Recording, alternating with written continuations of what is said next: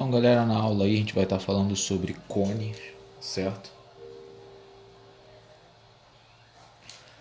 Então, ao falar sobre cones, a gente precisa primeiro saber o que significa cada um dos elementos. Então, vamos colocar aqui uma representação do cone.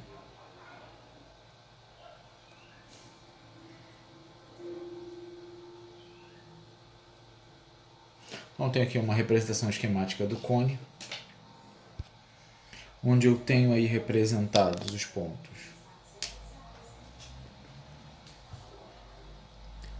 A, O,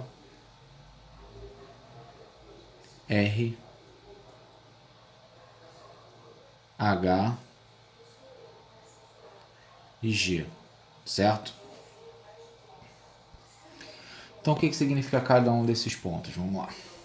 G, ele expressa a geratriz, que é aquela medida lateral que a gente já viu até em cilindro. O meu H é a altura do cone. O meu R é o raio. E o meu O é o centro da base. Então, tenho isso aí como sendo os elementos que existem aí no meu cone. Então, eu posso falar aí sobre classificação de cone.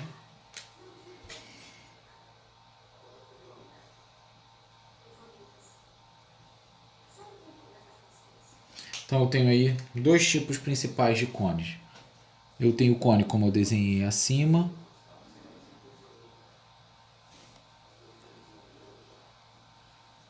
Eu tenho outro tipo de cone, onde ele apresenta a característica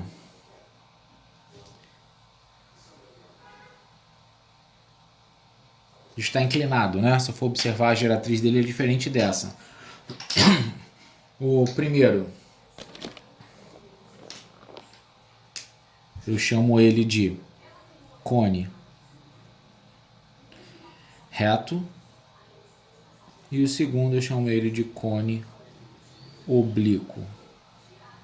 Então tem esses dois tipos de cone aí presentes na classificação. Diferença prática entre eles. Aqui, se eu for traçar a altura, consigo perceber, né?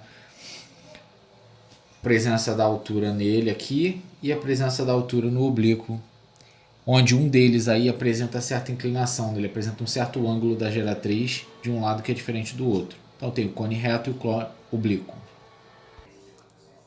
Então a gente pode agora falar um pouco sobre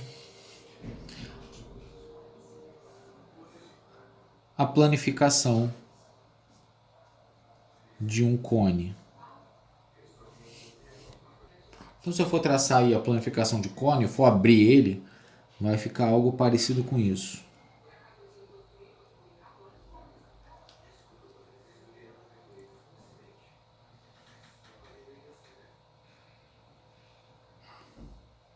Certo? Então está essa característica.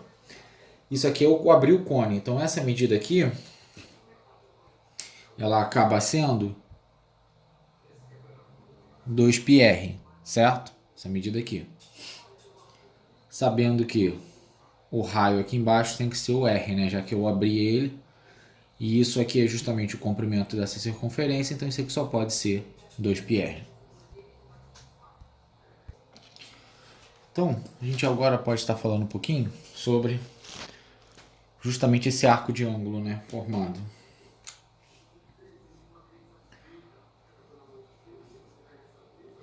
Então aqui o arco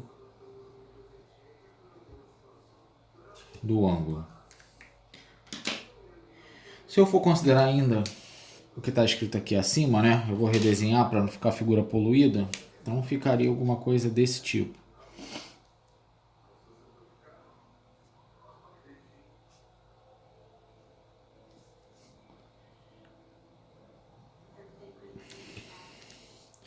Então, o que eu tenho aí como características? Eu sei que a medida aqui é justamente a geratriz. E aqui embaixo, essa medida a gente já viu, isso aqui é o 2πr. Se eu for trabalhar com esta circunferência, eu vou ver que o raio é R. O que eu consigo perceber? Se eu quiser saber esse ângulo θ aqui, ó, vermelho que eu quero descobrir, como eu vou fazer isso? Seguinte, volta completa. Eu sei que isso vai ser 2πg. Isso está para 360 graus. Só que eu só tenho 2πr. Isso vai estar para o θ, que é o ângulo que eu quero achar. Multipliquei aqui, então ficou 2πg θ é igual a 2πr 360. Se eu colocar o 2πg para o outro lado, o meu θ, que eu vou estar escrevendo aqui de laranja, a fórmula final, então o meu θ ele vai ser igual a, cortei o 2π, então r sobre θ, ou r sobre g, vezes 360. Então eu tenho r sobre g vezes 360 como sendo o arco do ângulo. Continuando aí, então, eu vou falar um pouquinho sobre área agora. Então, área lateral e área total.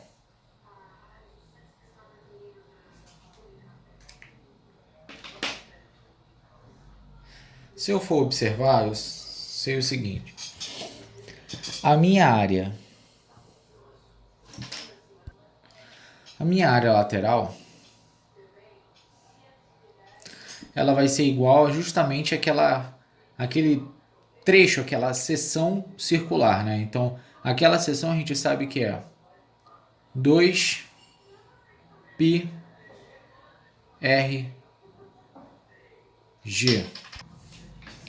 Isso aqui dividido por 2, né? Minha área lateral. Vamos ter que cortar aqui, vai ficar πrg. Da onde vem isso? Então essa área vai vir do seguinte. Eu sei que a área lateral ela está para 2πr, assim como πg ao quadrado, né, que é a área da seção lá, está para 2πg. Na hora que eu efetuei essa regra de 3, eu consegui achar a minha área lateral. Beleza, então eu já sei, já conheço a minha área lateral, que eu vou anotar aqui até de outra cor, igual a πrg. Só que nós também sabemos que a área total ela vai ser igual à área da base mais a área lateral. Então a minha área total ela será igual. Quem é a área da base? A área da base a gente conhece, é o nosso πr ao quadrado. Mais a área lateral, que é o πrg. Se eu colocar isso em evidência, deixa eu colocar logo de laranja aqui. A área total será igual a πr, botei em evidência, ficou dentro R mais G. Então essa é a minha fórmula de área total. Soma da área da base e a área lateral. Então outra coisa que a gente tem a dizer aí é justamente o volume. Quando a gente fala do volume do cone, você sabe que o volume ele é dado como área da base vezes a altura quando a seção é transversal reta. Então aqui a gente coloca 1/3, que é um fator aí, pode ser retirado até do experimento, né, que a área, o volume é 1/3 da área da base vezes a altura, porque se eu for observar o cone, ele vai diminuindo a sua área da seção transversal ao longo da sua altura.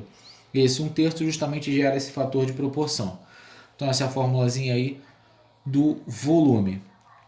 Só que a gente sabe que o volume 1/3, a área da base aqui tem que ser a circunferência, a área do círculo. Então aqui vai ficar πr² h como sendo a minha área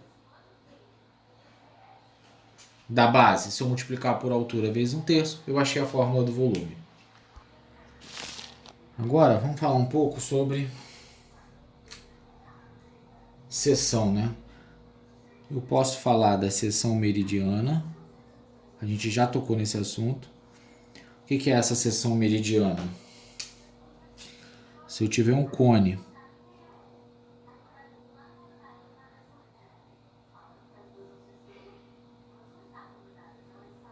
e eu pegar justamente essa fatia do cone, esse triângulo aqui,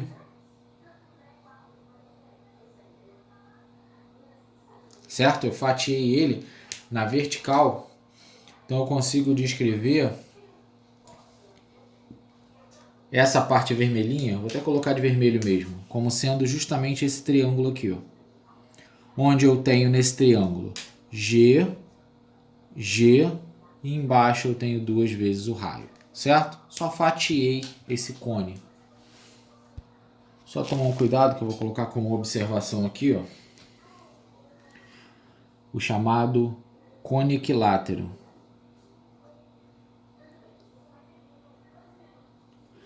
O cone equilátero ele vai existir quando eu tenho a geratriz igual a 2 vezes o raio, que aí vai gerar essa seção meridiana como sendo um triângulo equilátero, beleza? Então, gente, isso aí foi mostrando aí, demonstrando algumas fórmulas e expressões que existem quando a gente trata de cones. A gente vai estar fazendo exercício na próxima aula. Então já aproveitem, façam o exercício desse capítulo, entreguem, isso vale nota, gente, não deem mole, eu tô vendo pouca visualização lá nos links. Então dê uma olhada aí e a gente vai estar fazendo a corrigida de exercício na próxima aula, já adiantando a matéria. Estamos no capítulo, no volume 4, beleza? Aquele abraço aí a todo mundo.